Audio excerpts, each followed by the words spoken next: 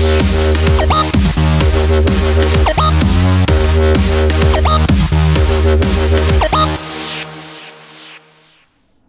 this is David Dusek, senior writer with Golfweek magazine, and welcome to this week's edition of Ask the Expert, the place where you get to ask me anything you like about golf equipment and what the guys are using on the PGA Tour.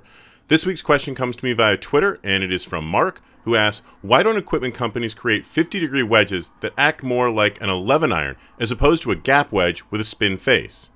Mark, that's a good question, and I think that really you sort of are hitting on something that's a growing trend within the wedge industry, which is basically taking a look at pitching wedges and gap wedges differently than sand wedges and lob wedges. And really, that trend has been quietly sort of building over just the last couple of years. For example, Mizuno with the MPT5 wedges, and a lot of wedges that the company had brought out before that, differentiates the type of grooves that are found in the 49 to 53 degree wedges. Those are traditionally wedge lofts that we associate with pitching wedges and gap wedges, and those grooves are deeper and slightly narrower than the grooves that you find on the sand wedges and lob wedges, which are wider and a little bit more shallow.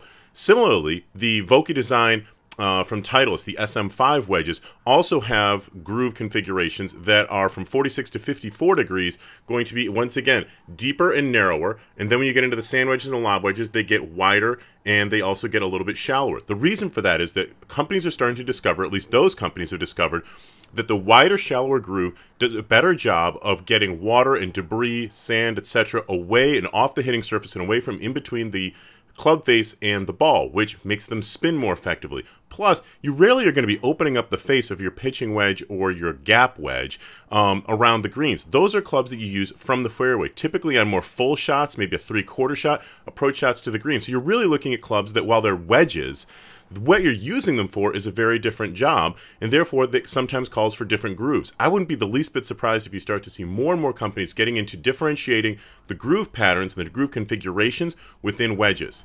Look, if you've got a question you'd like to ask me, the expert, please feel free to send it to me at my email address, which is ddusek@golfweek.com, and you can also hit me up on Twitter at @golfweek_Dusek.